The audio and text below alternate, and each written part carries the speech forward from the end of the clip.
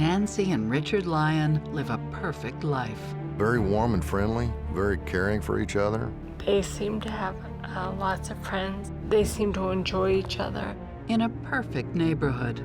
The people who lived there believed that they were somewhat insulated from the ugliness of the outside world. Or so it seems. In reality, nothing can protect them from each other. I mean, this was a long, ongoing killing. Some very elementary mistakes. Trying to process that information in my mind, like how on earth could that happen? Love may be blind and marriage bliss, but divorce is murder.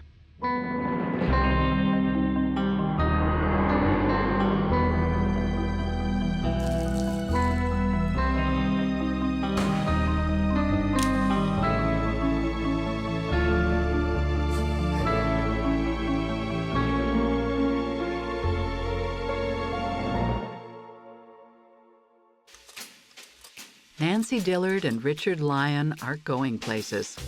This perfect couple meets at Harvard in 1979, where Richard slowly wins the affections of his elegant, well-bred classmate. 3 years later, Richard and Nancy are married and living back in Nancy's hometown, Park Cities, a leafy, well-heeled community in the booming, oil-rich city of Dallas, Texas. As a local journalist, Glenda Vosberg got to know this neighborhood and its affluent occupants.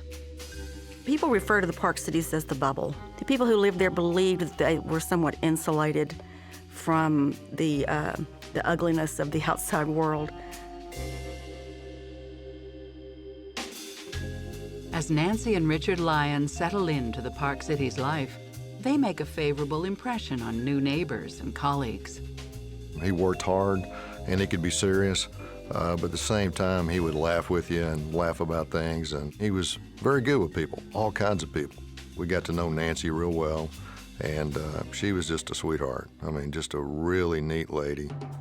Richard and Nancy are from two very different worlds. Nancy grew up in the toniest neighborhood in all of Texas, a world of debutantes, country clubs, big money, and even bigger egos. Her father, William Dillard, is a successful real estate developer, known around Dallas as Big Daddy, a testament to his influence and financial clout. Richard Lyon, on the other hand, hails from mundane, middle-class Connecticut. I had the impression that his upbringing was very different. Maybe it was culture shock for him at first. It was a lot different world than I think that he was used to.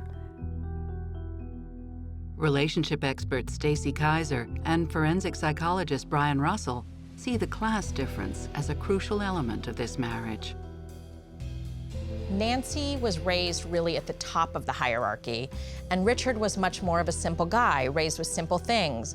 And those two things are bound to create problems between them. I think that in some ways he was probably particularly attractive to her precisely because he seemed to have a little bit looser approach to life. When people are raised differently, they have different expectations about what life will be like as adults and when they're married. And he could feel resentful that he's having all kinds of pressures that he never feels he signed up for. Despite Nancy's family money, the couple adopt a surprisingly frugal lifestyle. Very humble, not like a lot of people with old money that were snooty and seemed to be above everybody else. They had a house in Highland Park, but it was a duplex, very simple lifestyle. Richard drove an old '65 Mustang, and it was not a classic car. It was an old beat-up car that the floorboards were all rusted out. He had to put rubber floor mats in there to keep, water and mud from coming up on his suit legs. It was pretty funny, actually. This couple may be low-key, but their careers are on the up and up. Big Daddy finds them well-paid jobs in real estate.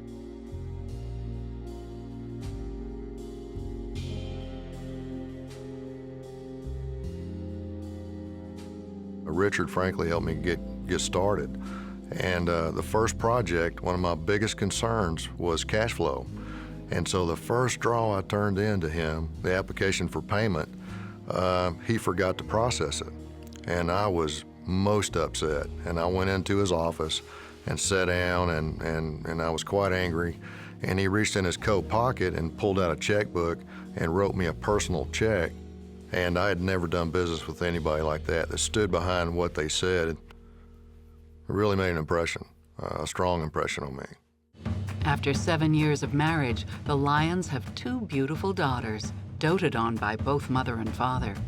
And this being Park Cities, they hire a nanny to look after them, Lynn Pease Woods. I thought it was a wonderful family to work for. When I first started working for them, I just thought that they were an average family. I didn't really know how much Oriental rugs or antique furniture cost or George Jensen silver. And I realized later that there must be some finances there. 1989. Everything is perfect, at least on the outside. But even for a modern couple like Richard and Nancy, class casts an ever-present shadow. I think Richard probably did have a hard time feeling accepted. Whether he was being accepted or not, I think feeling like you were accepted if you came from a different background. Being dropped down in the middle of the Park Cities when you're not used to that kind of life can be very intimidating and overwhelming. But it can also be a bit addictive once you get into the lifestyle. Whether it's the influence of Park Cities or the pressure of work, Lynn finds that Nancy's attitude is starting to change, for the worse. She always wanted to make sure she got her money's worth from me. She would come home and she would say, "Lynn, what did you do this morning?" And I would go through, well, I made the fruit salad, and she said, well, that shouldn't take that much time. Perhaps Nancy resents Lynn for her strong emotional bond with their 2 young daughters. I didn't think she valued me as much as she should because I adored her children so much. But Lynn finds Richard friendlier and more generous. He was nice to me. Sometimes very nice, like he would cook me dinner before I got there on a Saturday night to babysit for them while they went out.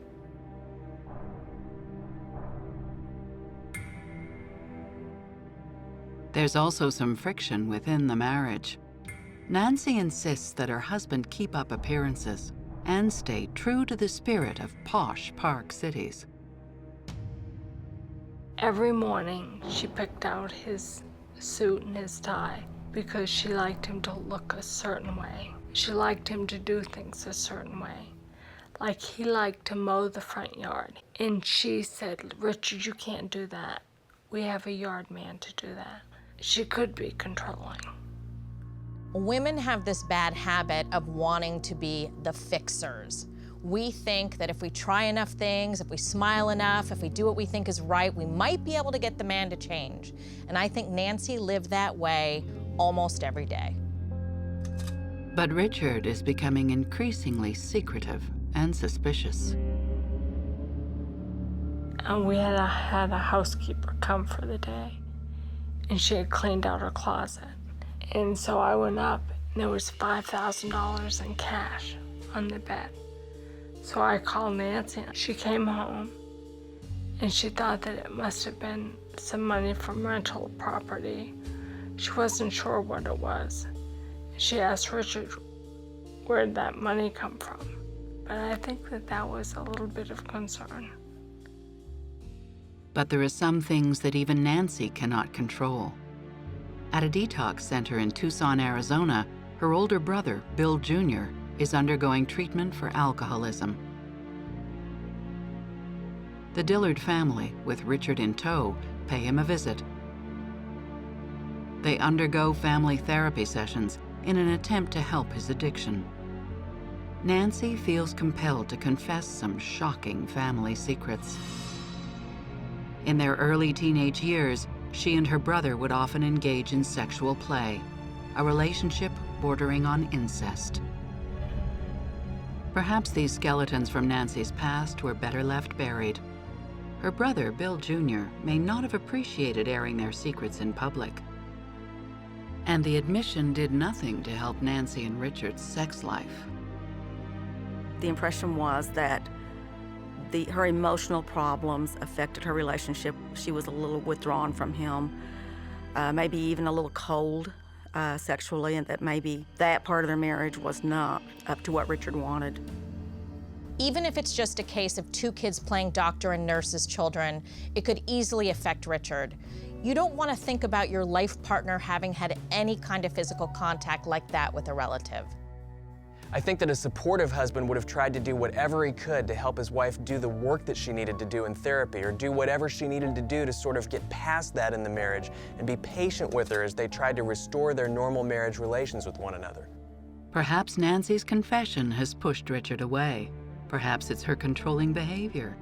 Whatever the true reasons, he starts looking outside the marriage for solace. I was shocked at that. Nancy found out. And she was very upset.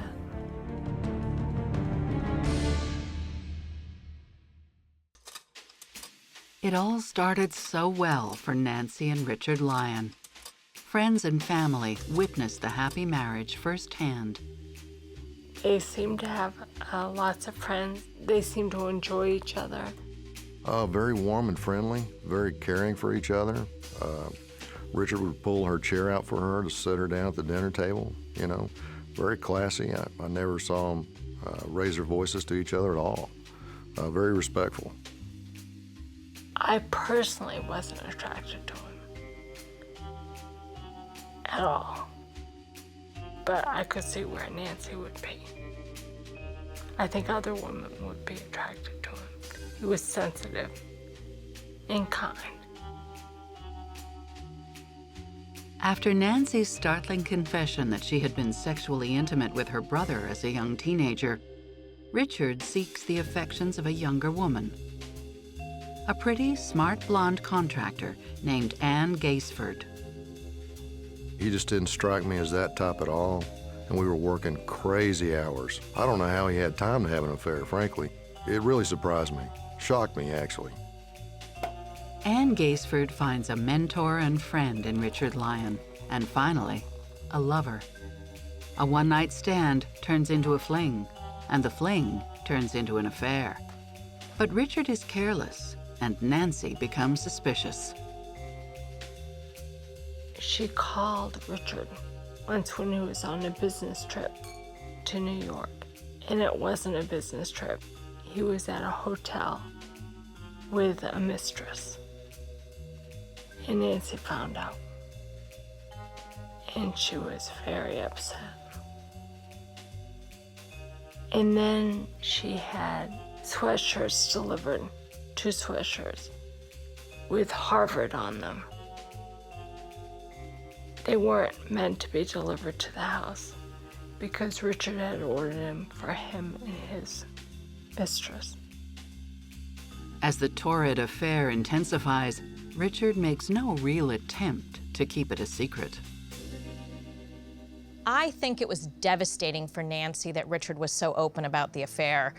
She comes from a family where image is important.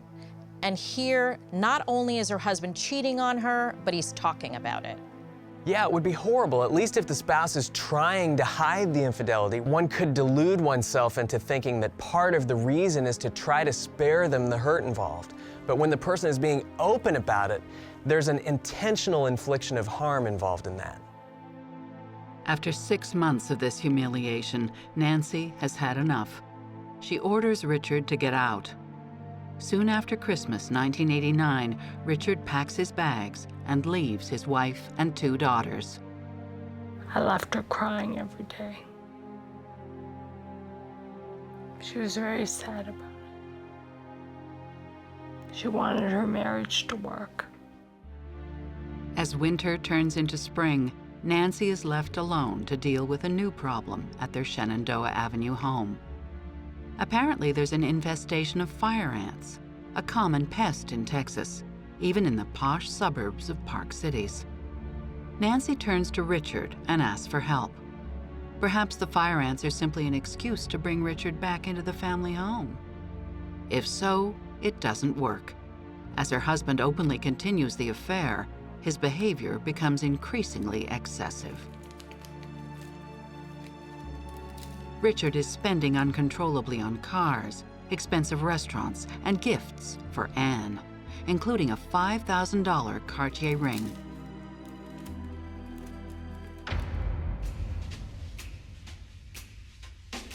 He was buying expensive jewelry, and she knew she wasn't getting any of it. And so that was a warning sign to her. And she confronted him about those things. She was very upset.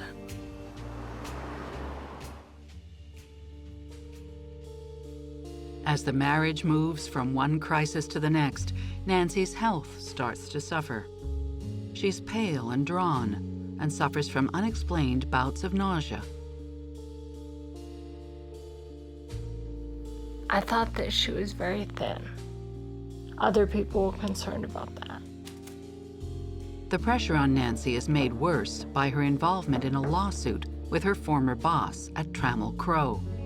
She found evidence that he was misusing company funds and may be called to testify in this bitter legal dispute. Another stress that's starting to weigh her down.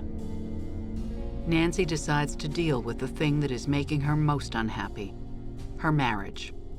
Nancy writes to her husband, telling him that enough is enough.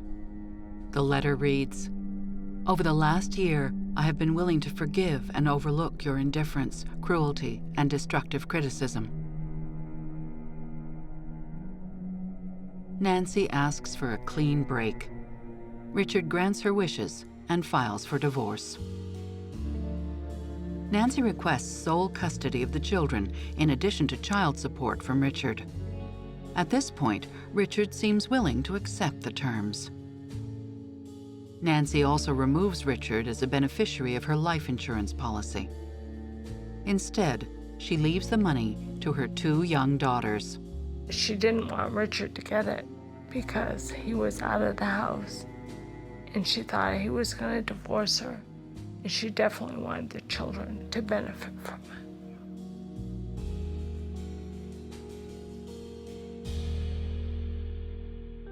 As the divorce proceedings get underway, there's an unmistakable sign that Richard is unwilling to let the marriage die.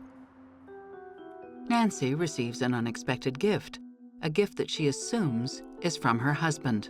She brought it in, there was a note to a very beautiful woman that I think so much of, or something like that. And so I was like, oh, Nancy, this is so nice.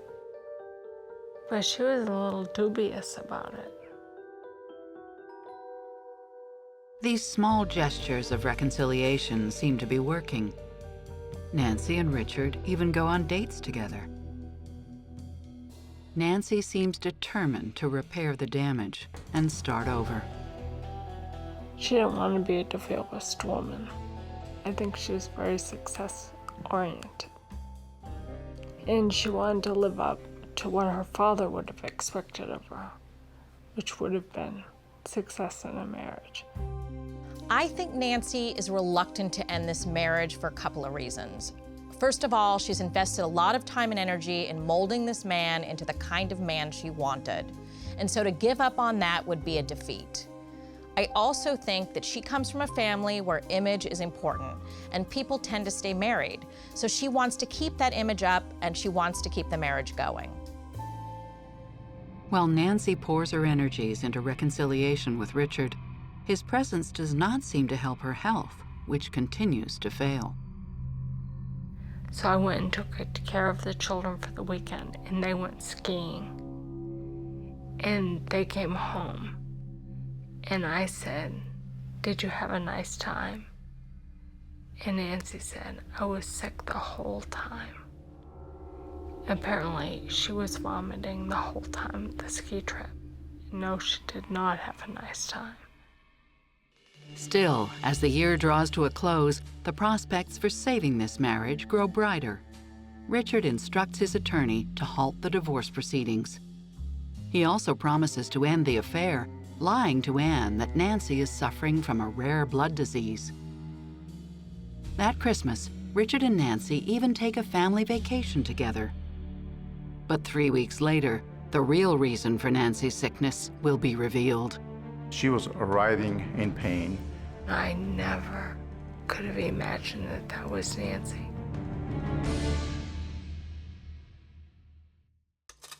Nancy Lyon has endured her husband's infidelity, but is determined to make her marriage work. By January 1991, just as the marriage seems to be getting back on track, the unexplained nausea that has been plaguing her for months becomes impossible to endure. As her pain becomes severe, Richard rushes his wife to the hospital. A family friend, Gary Perkins, finds him in a state of shock. He seemed very distraught, very upset, very worried about what was going on. Did not seem himself at all. Dr. Ali Bagheri, then a resident at the Presbyterian Hospital in Dallas, is the first doctor to see Nancy. I first examined her, was in the emergency room that morning when I came on, and she was a lot of distress, and she was very sick. She was in a lot of pain, and she was having a lot of nausea, vomiting. The symptoms are typical of a severe stomach flu, but Dr. Bagheri believes she's suffering from something more serious. She was writhing in pain, and she kept asking, please help me, please help me. And she had a lot of abnormalities in her electrolytes, and she also, her liver enzymes were very, very sky high, very elevated. Dr. Bagheri orders a battery of tests, suspecting Nancy has ingested something toxic. I came out of her room, and her husband, Richard, arrived, and I talked to him outside the room. He introduced himself. And then I told him we had also sent some additional tests. And I said, well, this is the checking for heavy metals, including like lead, mercury, and the minute I say arsenic, his pupils dilated. I mean, I was looking right in his face, and he look on his face, he goes, what makes you think about the heavy metals and arsenic and so on? Why are you checking for those things? I said, well, nothing. I mean, just checking those for the sake of completeness. Nancy's father, William Dillard, seeks out Dr. Bagheri with what he believes is some vital information. So he pulled me to the side. He goes, well, I didn't know if you knew this, but Nancy and Richard, they've been having some rough times in their marriage and marital problems, and they've actually been separated recently. Dillard tells the doctor about the bottle of wine given to Nancy 4 months earlier, which he believes made her sick. She took the bottle in and she drank some of that wine. And she later on became very ill, and she was throwing up. She had some nausea, vomiting, and so on. Suddenly, an unexplained illness may be turning into something far more sinister. Her condition was not getting better, and she was seen by multiple consultants. They were all seeing her, and everybody was puzzled. Lynn, the family nanny, is shocked when she sees Nancy's condition. I saw her, and I never could have imagined that that was Nancy. She was so bloated, and she was so sick, and it was very sad. By the next day, Nancy's organs begin to shut down. She sinks into a coma. Her condition had deteriorated, and they had to put her on an artificial life support and mechanical ventilation to maintain her oxygen level elevated. At this point, Richard and the Dillard family have a very tough decision to make, whether to take her off life support. My intern approached me, came to me and said, hey, everybody have decided to withdraw care on Nancy, and her husband came to me and they have discussed it all, and that was their decision. Something's not right. Dr. Bagheri decides to ask whether Nancy's parents agree with the decision. And I understand you all had made the decision to stop life support and turning off all the medications. And he said, no, who told you that? He had no knowledge of this. By then, I knew there was something, I had a very high level of suspicion, and I knew there was something fishy going on. Richard's request raises an immediate red flag for Dr. Bagari. He decides to alert the authorities of his suspicions. So I called the medical examiner's office, and I told him, listen, I have a patient here, and she's critically ill, and I suspect foul play. The family disagreement becomes moot as Nancy suffers total organ failure.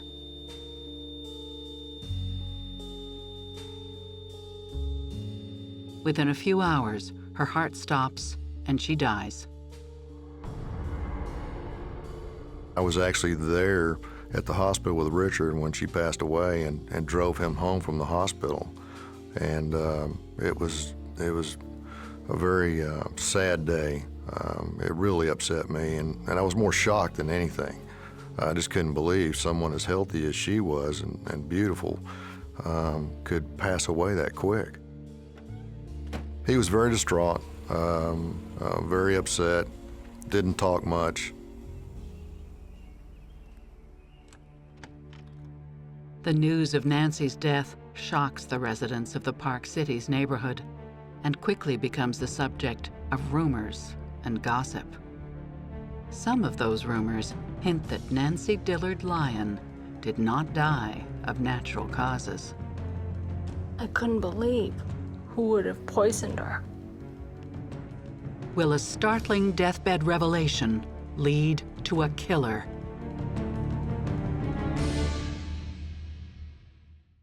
Nancy Lyon, long-suffering wife, doting mother, and adored daughter of a high-profile Dallas family, is dead. The official cause of death is declared to be septic shock, but the doctors and her parents suspect foul play and order an autopsy. Meanwhile, Nancy's husband Richard starts the process of tying up her financial affairs. I said, well, Richard, if you're gonna look into the life insurance policy, don't be surprised if it's been changed. And he said Nancy would never do that without discussing it with me. In fact, Nancy did change the policy. Their 2 children will now receive all the money. I think he wanted the money.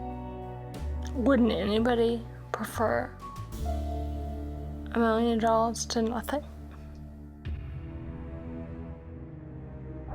News of the doctor's suspicions have now reached the ears of the Dallas Police Department. Detectives pay Dr. Bagari a visit. They asked me everything from the beginning till the end, what had happened. And what Dr. Bagari has to say will shock investigators. He recounts the last conversation they had before Nancy slipped into a coma. She told him that she'd taken unmarked pills given to her by Richard. She said, well, he has been giving me this capsules, and he said, these are vitamins, these are good for you. She also tells Dr. Bagari about an outing to the movies.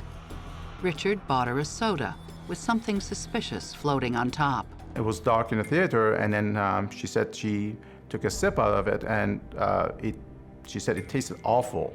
And she looked in the cup, and then there was a powder, and it was like a powdered aspirin. Finally, the test results come back. The heavy metal screen confirms the worst. Nancy has been poisoned with arsenic. Her urine arsenic level was sky high, very elevated. So, I mean, it was arsenic poisoning. And then you put all the pieces of puzzle together, the labs, everything else is all fit. Arsenic kills slowly and painfully. At first, there are headaches, vomiting, and diarrhea. Then convulsions and cramp. Lungs, kidneys, and the liver start to fail. With high doses, coma and death are inevitable. Nancy Lyon dies from a poison that used to be called inheritance powder. The medical examiner, they called it the cause of death was acute on chronic arsenic poisoning. They had found arsenic in all her organs, including her liver, her spleen, her lungs, her hair, nails, every organ in her body. The autopsy proves that the poison was ingested over many months. Her death, if it proves to be murder, amounts to a long and deliberate act of homicide. The case becomes a criminal investigation, and the police focus on the most obvious suspect.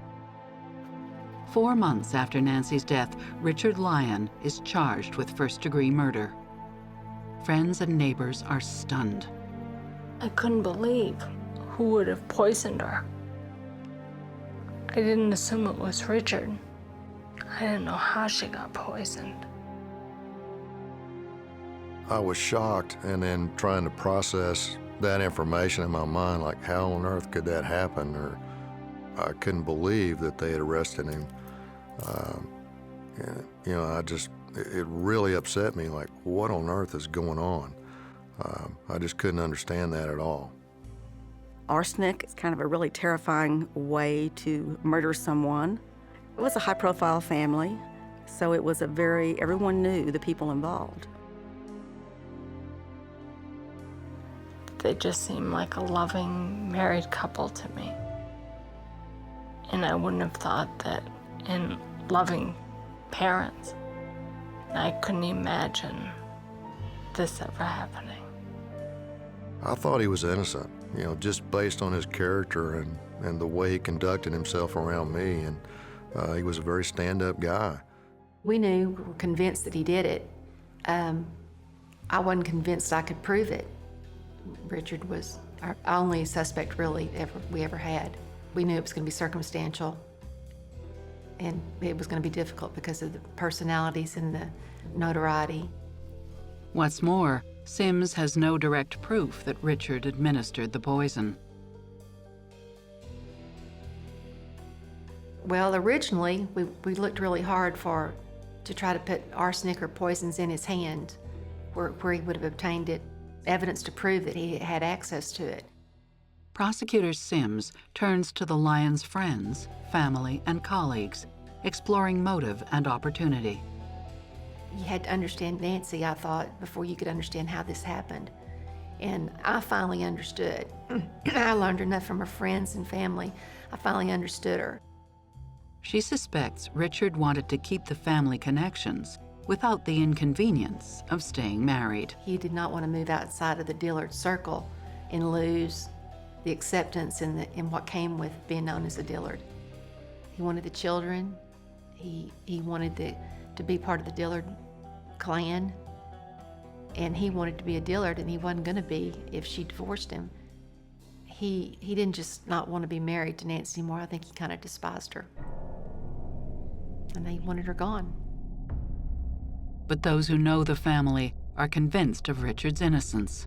I think he came across as a loving father, very loving father, really loved his daughters. And it's difficult to understand how a loving father could just decide to kill their mother. Richard's defense lawyer, Rob Guthrie, quickly dispels the notion that this will be an easy ride for the prosecution. Guthrie claims that the trial will be nothing short of a Perry Mason whodunit. He has not just one alternative suspect, he has 4. The judge, John Crusoe, is unsurprised by Guthrie's showboating tactics.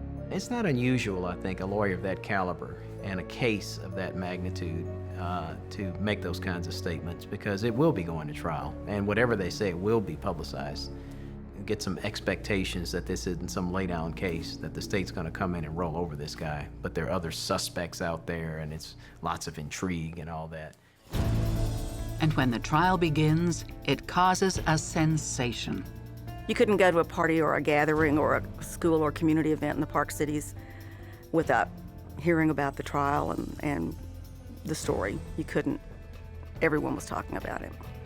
The trial has been underway barely a few hours when Guthrie introduces his first suspect, Nancy's brother, Bill Jr. The Dillard dirty laundry is hung out in full view of Dallas society. Under cross-examination, Nancy's father admits that incest between Nancy and Bill Jr. took place, but dismisses it as 2 kids playing doctor. Defense attorney goes up and he hands the father a stack of paper that I'd never seen before, the father had never seen before, and asked him to identify it. And he said, well, is that Nancy's handwriting? And he said, yes, it was. And then they start reading off the paper. And I'm kind of at that point a little helpless because I'm not sure what all it says. The papers are pages from Nancy's handwritten notebook. The note suggests that Nancy was terrified that her brother wanted revenge after she revealed their incestuous past. It reads, "Fear of reprisal, fear of Bill and what his desires are, sex, sick sex, incestuous with me, my girls." It makes Bill Jr. a possible suspect in the murder of his sister. So I had to just sit there and just act like I knew what was happening and everything was fine. And I'd seen enough of her handwriting to know it did look like hers. And I thought, there's got to be some way either to disprove some of this stuff or he's not guilty and we got the wrong guy sitting here. I do think it's possible that Nancy's brother harbored anger towards her. She humiliated him in the family. And over time, he may have grown angry. However, I do not believe that his anger would have resulted in a long-term poisoning. Yeah, it would have been a rage killing if it were the brother, in my opinion. One single violent incident. If that's not enough for the bewildered jury, Richard's attorney introduces a second possible suspect. Nancy's former boss, David Bagwell, has been sued by the company for misappropriating over $700,000. Nancy was a potential witness against him, and because of that, it seemed she was a target. Richard's defense lawyer produces a letter written to Nancy, which contains a terrifying threat. It reads, "Stay out of the Bagwell case, or you and your family will face the wrath of God."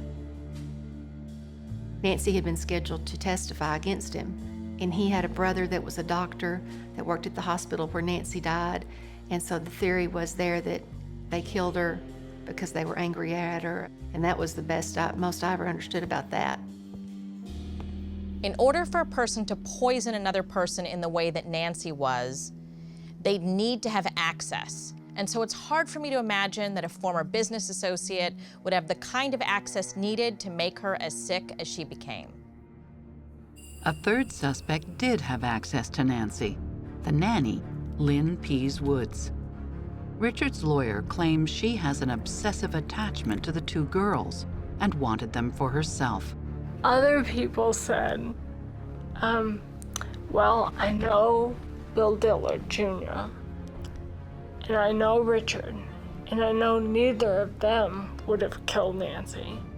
It must have been the nanny. Richard wanted to make it look like I wanted to kill Nancy and have the children at my house. Lynn protests that she never wanted the two girls for herself. I had no intentions of having them live with me. I just like for them to come and stay. I surely wouldn't murder. I didn't have any criminal history, or it wasn't in my lifestyle or anything. It just was bizarre. The nanny couldn't have been a sweeter, nicer person. And not that you can't be fooled, but we spent hours talking to her. She loved the kids. She would have never. She loved Nancy. This trifecta of murder suspects doesn't do much to deflect attention from Richard. But a fourth suspect is about to tip the case on its head. She was taking the arsenic to make herself sick in order to get him to come home.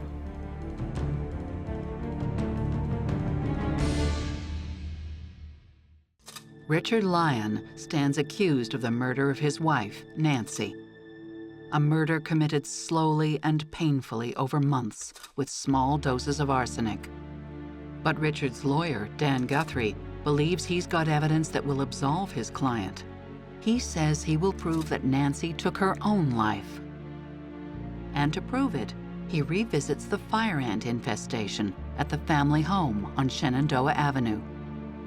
The defense calls a witness who claims it was Nancy who paid a visit to the chemical company, asking about ant poison.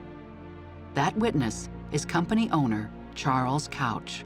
She inquired about ant killers. I said, we're not in that business. And I said, to buy the chemicals you want, you got to have a license, you know. You could tell she was a smart woman, you know. When you're talking about chemical formulation stuff, you can go over people's head real fast, but she seemed to grasp a lot of what I was trying to tell her. The defense even produces a receipt, which shows in black and white that Nancy, not Richard, had ordered massive quantities of arsenic trioxide, enough to kill the entire neighborhood.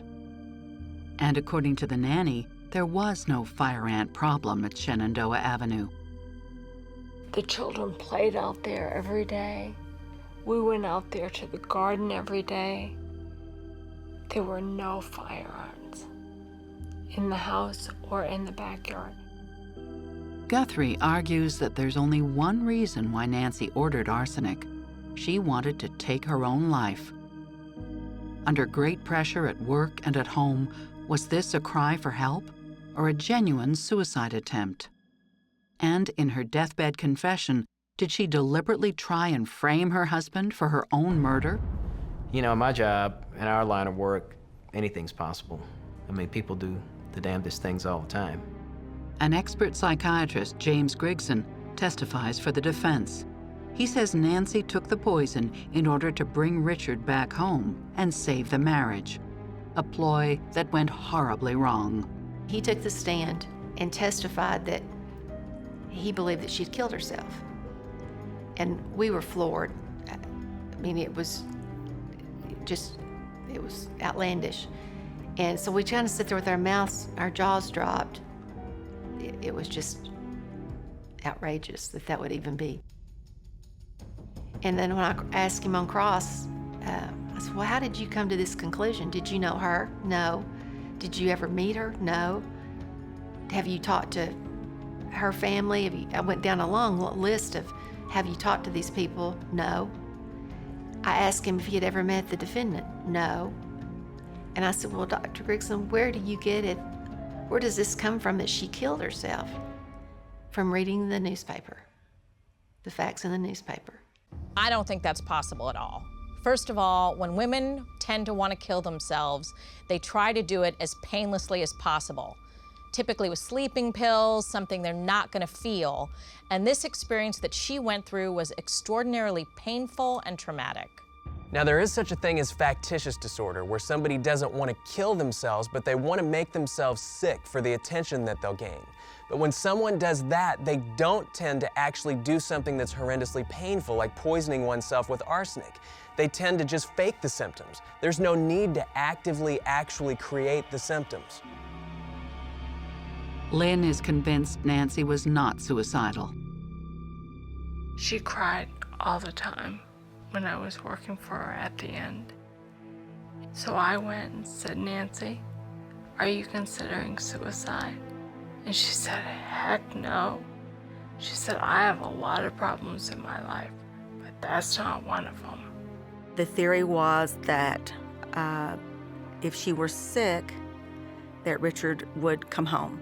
He would come home to take care of Nancy and come home to take care of the children. Arsenic seemed a bit extreme. If you were going to make yourself sick, there are a lot of other ways to do it. But that was the theory. The defense appears to have the advantage, but a key witness is about to change the course of this trial. Charles Couch, the chemical company owner, is supposed to confirm to the court that the receipt for arsenic, signed by Nancy, is genuine. Much to the surprise of Richard's attorney, Couch takes a good look and says the receipt is a fake. Well, it looked like it had been photoshopped, you know. Somebody had typed neatly, you know, and everything, and somebody came by and said, oh, we'll doctor this up, you know. It was kind of funny, you know. He said, I did not sell that arsenic. Those are not my receipts. And I recall his statement was that I have a beautiful handwriting and I like my handwriting, or something to that effect.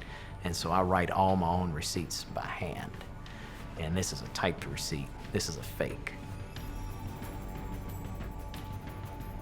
And once doubt is cast on one crucial piece of evidence, Richard's house of cards begins to topple. The incest note implicating Nancy's brother is also shown to be a forgery, and the suspicion surrounding Bill Jr. is entirely lifted.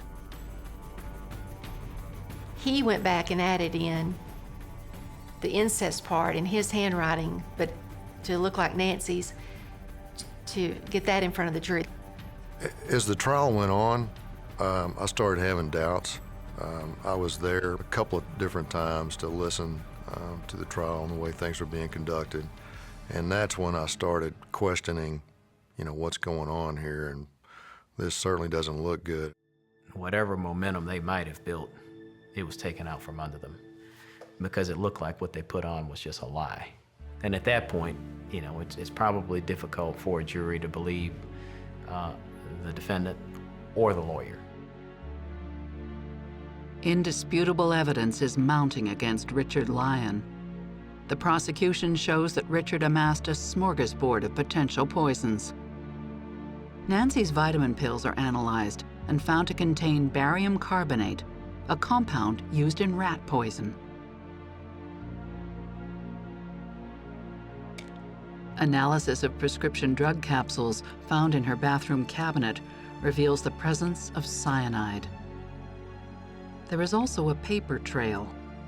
Richard used his own name to order the poisons and paid with personal checks. The first thing most people do would be to, you wipe your fingerprints off things, you clean up your tracks when you leave. I mean, this was a long, ongoing killing, and he made some very elementary mistakes. There were a lot of circumstantial evidence, but when you tally it up, it was pretty devastating. For somebody who is as intelligent as Richard, he was sloppy. He left a paper trail that ultimately led to his conviction. One of the things that we know about psychopaths is that they aren't necessarily intelligent. What they are is emotionally intelligent. They're really good at reading people and manipulating situations, but that doesn't mean that they're good at crossing their T's and dotting their I's when it comes to actually trying to kill someone. Well, I think that many people were fooled by Richard for a long time. So every time you hear a story of a murder or a shooting and the person's neighbor says, "Oh, he was such a nice guy, I'm so surprised," really all that shows is just how little they knew the person. It doesn't show that a really nice, wonderful person snapped. Despite moments of doubt and paranoia, Nancy did nothing to prevent her own murder. I think she couldn't really believe it herself, and if she told people, they would think that she was crazy. Just kind of an inability to accept it because it was so far out. I don't think most people really expect a loved one or someone that they've loved and had children with, or a family member to hurt them. And so I think that part of her believed it, part of her down in her knew it, and part of her didn't want to believe it, and part of her just said, "I'm not going to believe it." In the beginning of the trial, I was not convinced that he had killed Nancy. And I still am not sure that they proved it in trial. I think at the end of it, I came to the conclusion that, yeah, I guess he probably did it, but I'm not sure that the prosecution truly proved that he did it. The jury needs no more convincing. After a 3-week trial, they find Richard Lyon guilty of first-degree murder. Richard is the only person in the courtroom who appears to be surprised. There's all kinds of murders. People die in different ways. Arsenic is something that you have to plan to do. You have to acquire it. You have to get the guts up to deliver it. You have to figure out a delivery method. And you have to do all those things, and then it works a little by little by little. So you have to be committed to keep doing it. To me, that's just as personal as a stabbing or strangulation. And in this case, you're watching your wife, the mother of your children, slowly die, and you just keep giving doses and doses and doses until you accomplish your goal. To poison somebody over a period of time like that, that's pretty dastardly as far as I'm concerned. And I didn't really see any option other than the maximum sentence. That's what I thought was appropriate, and that's what I assessed. To the relief of the Dillard family, Richard Lyon is sentenced to life. Nancy's brother, Bill Jr., is granted custody of the Lyons' 2 daughters. Richard continues to protest his innocence. He just never seemed like that kind of person at all. I can't even fathom how that could happen. It still is just unbelievable to me. Oh, I was sad. I was sad when they arrested him. I was sad when he was convicted, because that was the end of what I had thought as a very wonderful, loving family.